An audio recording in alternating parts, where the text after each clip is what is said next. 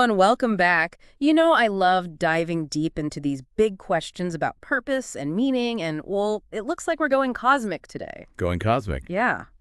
Looks like someone wants to explore this whole idea of a cosmic plan. Ah, okay, I see. And they've chosen Deepak Chopra as our guide. We've got an excerpt from his book, Reinventing the Body, Resurrecting the Soul, ready to dive in. Always. So Chopra doesn't waste any time. He jumps right in and challenges us to rethink our whole position in the universe.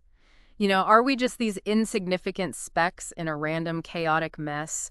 Or is there something more going on? Right from the start, he kind of flips the script on the whole victim mentality thing. Yeah. He uses this really interesting experiment with dogs to make his point. Okay, you've got my attention, dogs. Yeah, dogs. So imagine two dogs. Both of them are subjected to these mild electric shocks. Oh, that's not nice. No, not nice at all. Yeah. But here's the key difference. One dog has a lever. It can press to stop the shocks. Ah, so it has some control over the situation? Exactly. The other dog, unfortunately, has no control. It just has to endure the shocks. No, poor thing. Right. So as you might imagine, the dog with the lever quickly figures out, hey, I can make this pain stop. It learns to take action to control its experience. Makes sense. So the dog with the lever feels empowered.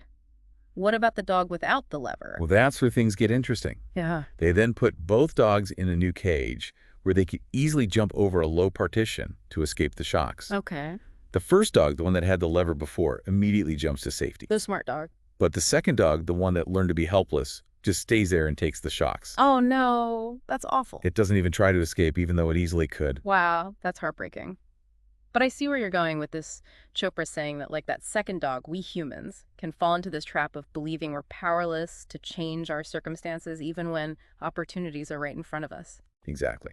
And this connects to his larger point. If we believe we're just insignificant specks in a random, meaningless universe, we're more likely to succumb to that feeling of helplessness. But Chopra offers a different perspective. He argues that there's a cosmic plan, and that each of us plays a vital role in its unfolding. So instead of being victims of circumstance, we're actually active participants in this grand cosmic scheme. That's a pretty empowering idea. It is, and this leads us to his concept of learned helplessness, which he says can pervade our entire lives from our careers to our relationships. It's that insidious feeling that things are just happening to us and that we have no control over the outcome. Okay, so I think a lot of people can relate to that feeling. So how do we break free from that mindset? How do we tap into this sense of agency and purpose that Chopra's talking about? Well, he suggests that we need to shift our perspective. He argues that the universe isn't a random, chaotic mess, but an interconnected intelligence system that's constantly evolving. And you, my friend, are an integral part of that evolution. Okay, hold on. So I'm not just a random speck in a meaningless void. Nope. Chopra rejects that idea completely. He even says, quote, subtracting you from the cosmic equation would be a great loss, end quote. It's like removing a single thread from a beautiful tapestry. The whole thing weakens without it. So I'm a thread in the cosmic tapestry. I like that. But is there any actual evidence for this interconnectedness, or is it more of a philosophical idea? Well, Chopra points to several intriguing examples that suggest a larger design at play. One that really stands out is the story of a rose called Peace.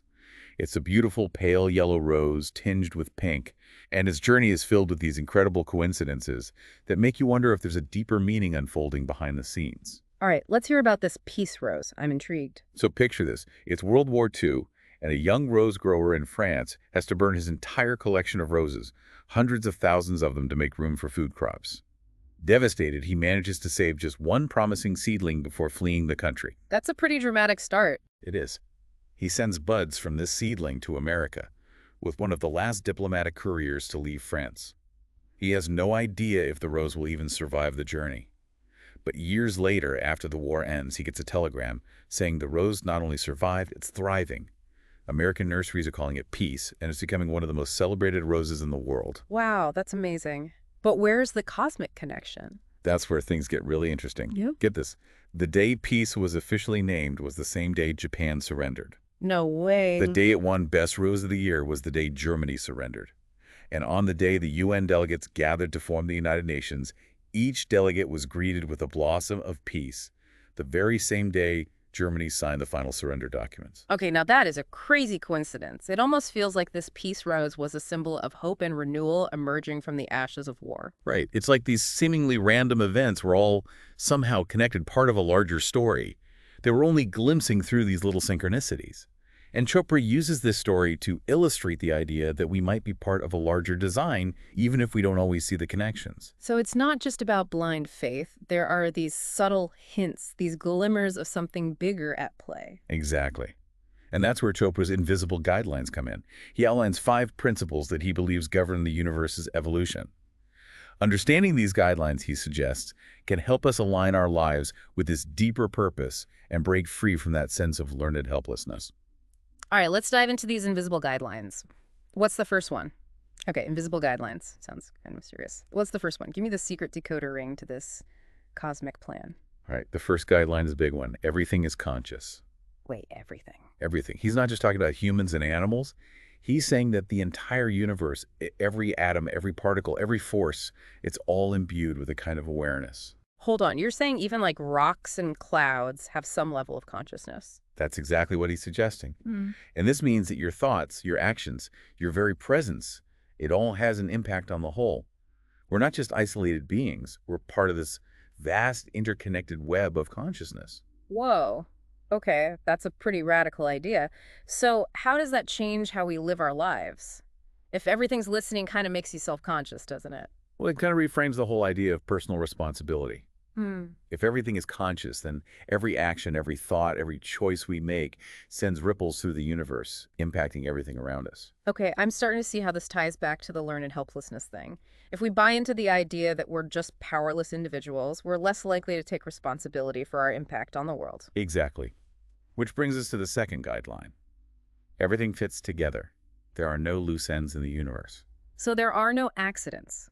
Everything happens for a reason. That's a tricky question, and Chopra doesn't necessarily say everything is predetermined. It's more about recognizing that there are connections and patterns we might not immediately see. He uses this analogy of an ant trying to read a book. An ant reading a book. Okay, now I'm really curious. So imagine this little ant crawling across the page from word to word. It experiences the story in this very linear way, Right. completely missing the bigger picture. Ah, I see. So we're like the ant only seeing this tiny fraction of what's really going on. Right. But unlike the ant, we humans have the capacity to step back and see the whole book, the interconnectedness of the plot. Mm-hmm. We can even jump around and read the ending before the beginning. Huh. It's all about perspective. Okay. Yeah, I'm starting to get a sense of the scale we're talking about here. But if everything is connected, who's doing the connecting? Is there some kind of cosmic puppet master controlling everything? That's where the third guideline comes in. The whole scheme is self-organizing. Self-organizing. Yeah. There's no need for an outside controller. Mm. The universe has its own inherent intelligence, a natural tendency towards complexity and order. It's like watching a flock of birds in flight, shifting and turning in perfect synchronicity. Oh yeah, those startling murmurations. It's mesmerizing. Right.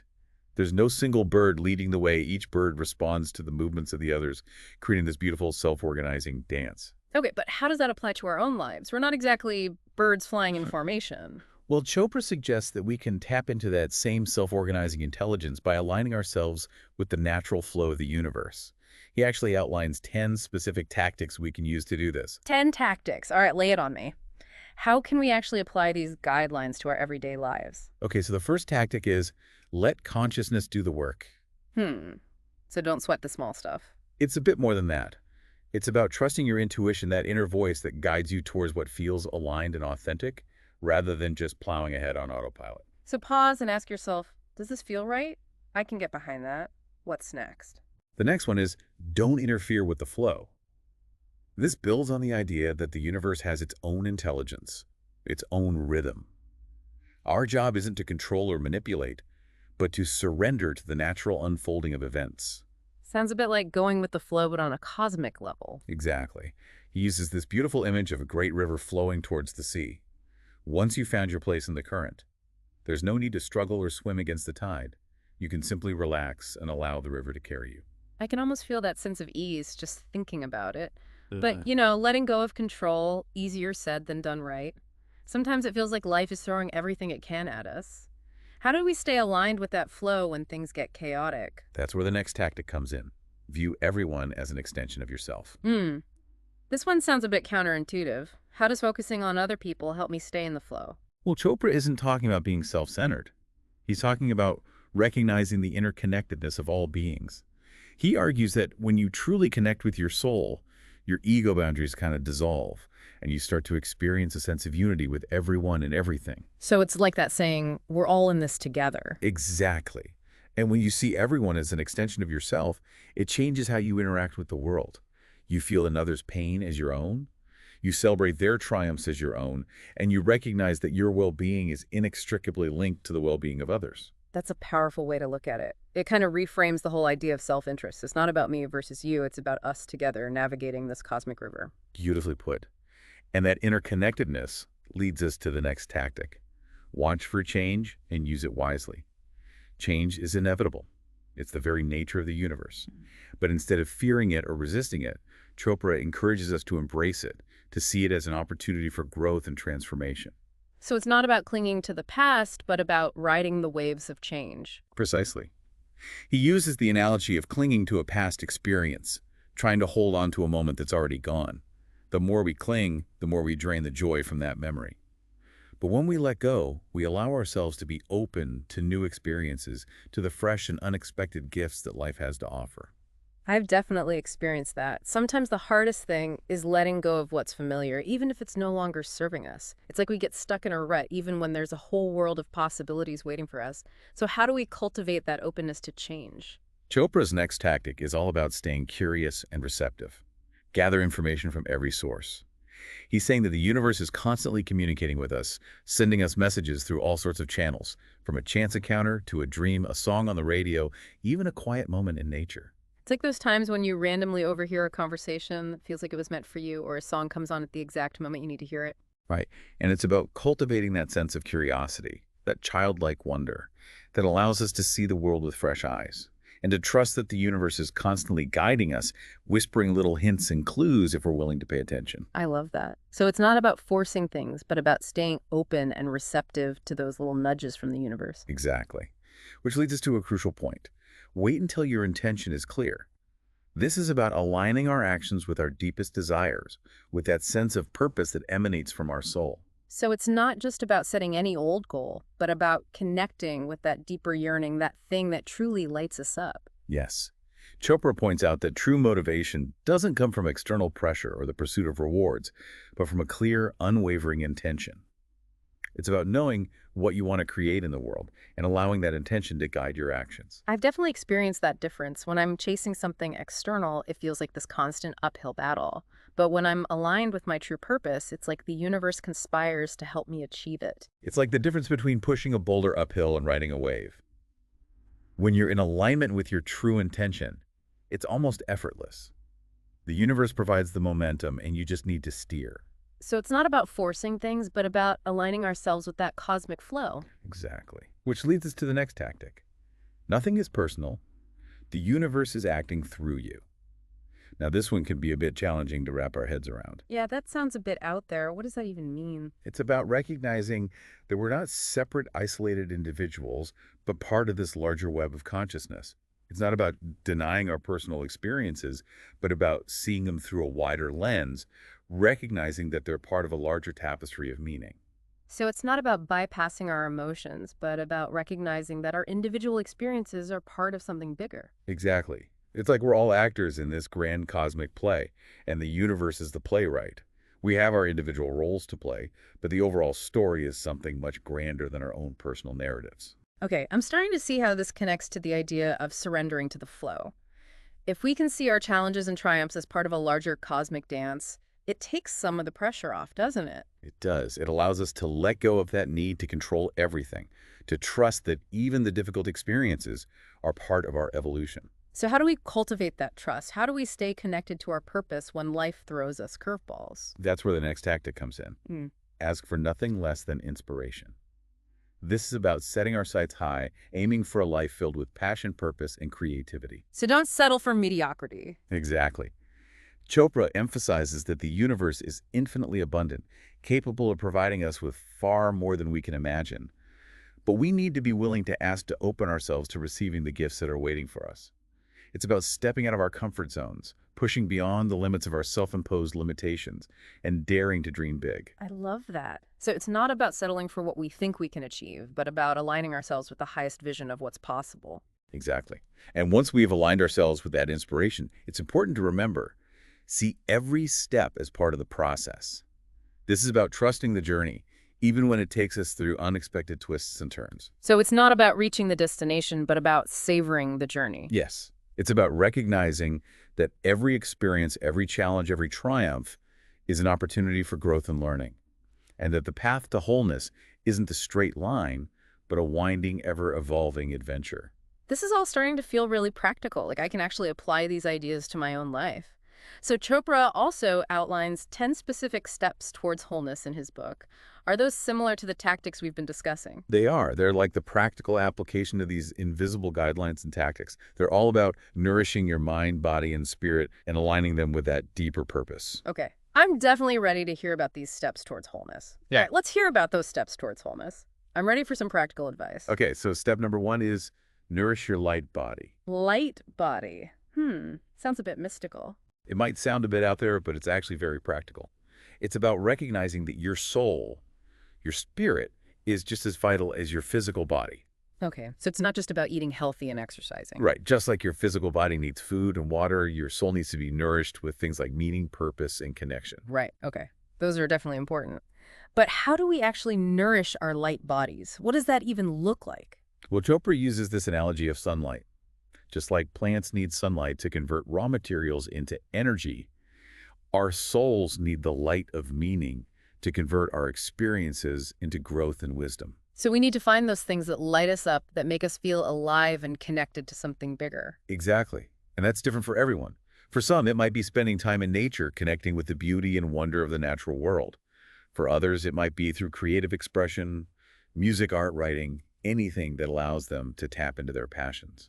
Yeah, I can definitely relate to that. Whenever I'm feeling lost or disconnected, I find that getting out into nature or losing myself in a creative project really helps me reconnect with that sense of purpose.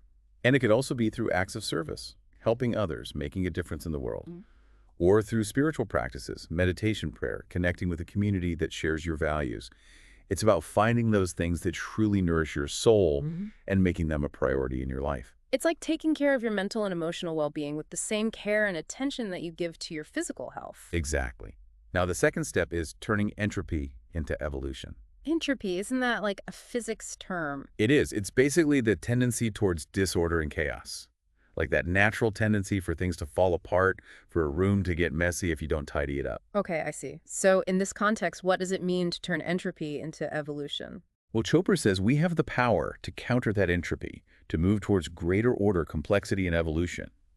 It's about building mental structures that endure, that allow us to create and build upon our experiences. He uses this interesting term, devas, which in Sanskrit refers to celestial beings who build and shape reality. Wait, celestial beings, are we talking about angels here? Not quite.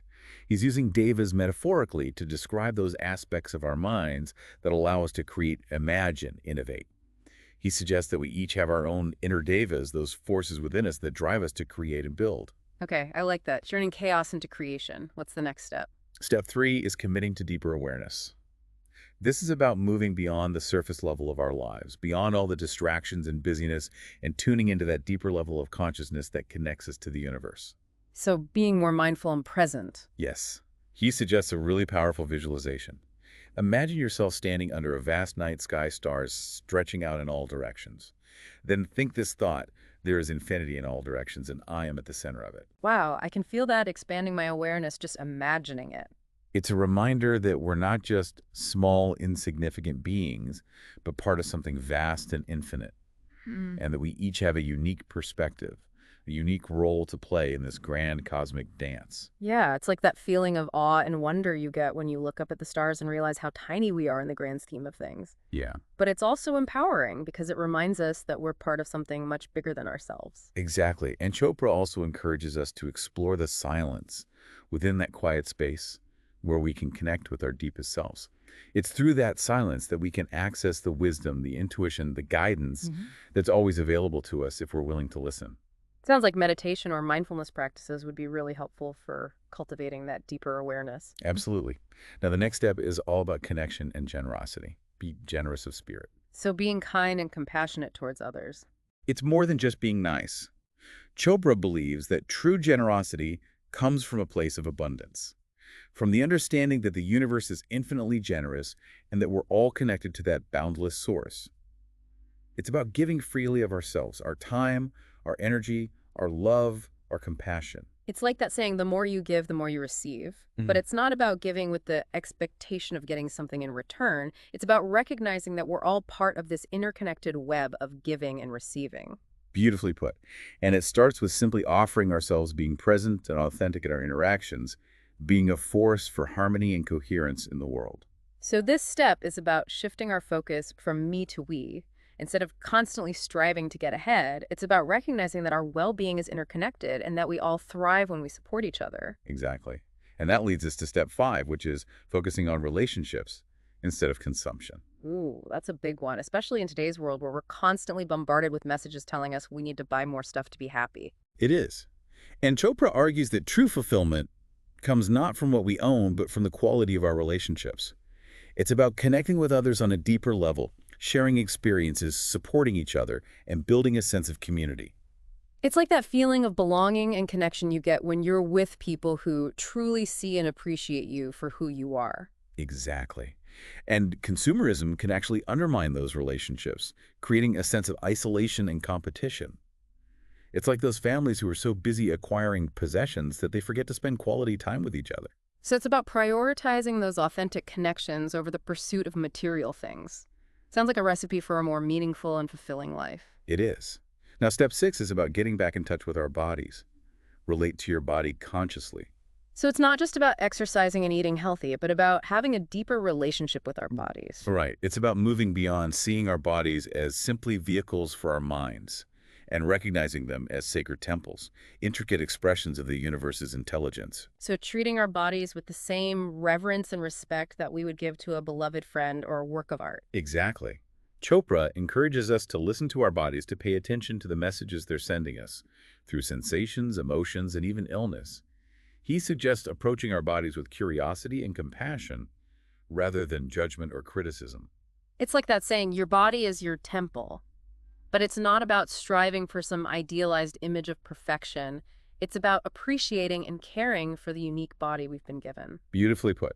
And when we relate to our bodies consciously, we move through the world with more grace and ease, feeling at home in our own skin. It's like that feeling of being fully embodied and present in the moment rather than being stuck in our heads. Exactly. Now, step 7 is embrace every day as a new world. So letting go of the past and approaching each day with a sense of wonder and possibility. Right. Chopra reminds us that the universe is constantly renewing itself, and we have the power to do the same. It's about approaching each day with a fresh perspective, open to new experiences, and willing to let go of old patterns that no longer serve us. It's like that feeling of starting a new chapter in your life with a blank page and endless possibilities. Exactly. He uses this analogy of the synapse, the tiny gap between brain cells where messages are transmitted. If those synapses get clogged with old, outdated information, we become less receptive to new experiences, less able to adapt and grow. So it's about clearing out those mental cobwebs and creating space for new learning and growth. Yes. And when we consciously choose to clear those mental pathways, we open ourselves to the infinite possibilities that each new day holds. It's about seeing the world with fresh eyes, feeling the aliveness and wonder of the present moment. This is reminding me of that quote, the only constant is change. Instead of resisting change, we can embrace it as an opportunity to learn, grow, and evolve. Exactly. Now, step 8 might sound a bit paradoxical. Let the timeless be in charge of time. Wait, how can the timeless be in charge of time? Isn't that a contradiction? It might seem that way, but Chopra's talking about shifting our relationship with time, moving beyond the constant pressure of deadlines and schedules, and tapping into that deeper sense of timelessness that resides within us. So being more present and less focused on the past or the future. Exactly. He points out that our souls don't experience time in the same linear way that our minds do. For the soul, all time is now. And when we connect with that timeless aspect of ourselves, we experience a sense of peace, ease, and flow. It's like that feeling of being in the zone where time seems to stand still and you're completely absorbed in the present moment. Yes. And he contrasts that with the experience of a couple on a dream vacation that gets ruined by stress and anxiety about time constraints. They're so focused on packing everything and making the most of every minute that they miss the beauty and joy of the present moment. Oh, I've definitely been there. Trying to cram too much into a trip and ending up feeling exhausted and stressed instead of relaxed and rejuvenated. It's a reminder that sometimes the best way to make the most of time is to let go of our need to control it, surrender to the natural rhythm of life, and trust that the universe will provide us with everything we need at the perfect time. Sounds like a recipe for a more peaceful and joyful existence. What's next? Step 9 is feel the world instead of trying to understand it. So, trusting our intuition and emotions over our rational minds. It's more nuanced than that. It's about recognizing that there are some things that can't be understood through logic or reason alone. They need to be felt, experienced directly through our hearts and bodies. It's like that saying, you can't think your way into a new feeling. Sometimes we need to let go of our need to analyze everything and just allow ourselves to experience the world through our senses. Exactly. And Chopra points out that we often get stuck in our heads overthinking and analyzing everything, which can actually block us from experiencing the world fully. He encourages us to trust our feelings, to allow ourselves to be moved by beauty, by nature, by connection with others. Yeah, it's like that feeling of being so moved by a piece of music or a work of art that you can't even explain it with words. You just feel it deep in your soul. Exactly. And finally, we come to step 10. Seek after your own mystery. Ooh, that sounds intriguing. What does it mean to seek after your own mystery? It's about embracing the unknown, the unknowable aspects of ourselves in the universe. It's about acknowledging that we'll never have all the answers and that the journey itself is the destination. So, embracing curiosity and wonder, being open to the possibility that there's always more to discover. Yes, Chopra encourages us to approach life with a sense of adventure, a willingness to explore, to question, to be surprised. He reminds us that each of us holds a unique mystery within a story waiting to be unfolded. It's like that feeling of embarking on a grand adventure, not knowing exactly where it will lead, but trusting that the journey itself will be transformative. Exactly. And he shares this surprising revelation that even Mother Teresa, a woman revered for her saintly devotion, admitted in her private letters that she never directly experienced God. Wow, that is surprising. But I can see how it fits into this idea of seeking after your own mystery. It's not about conforming to someone else's idea of holiness or spiritual enlightenment, but about discovering your own unique path to wholeness. Exactly. And that's the beauty of Chopra's framework. Yeah. It's not a one-size-fits-all approach. It's an invitation to embark on a lifelong journey of self-discovery, a process of continually aligning ourselves with our own unique cosmic purpose. This has been such an insightful deep dive. We've explored Chopra's concept of the invisible guidelines, those principles that govern the universe, and the practical steps we can take to align our lives with this cosmic plan. It's given me a whole new perspective on what it means to live a purposeful and meaningful life. It's been a pleasure exploring this with you. And remember, the universe is evolving through you. You're not a passive bystander, but an active participant in this grand unfolding of creation. And if there's one thing to take away from all of this, it's that we each have a unique role to play a story, to tell a mystery, to unravel. So keep seeking, keep exploring, keep nourishing your light body. There's a whole universe waiting to be discovered within you. And as you continue on your journey, remember Chopra's thought-provoking question. If your body is closer to your soul than you think, what wisdom is it trying to share with you right now? What would it take to truly listen?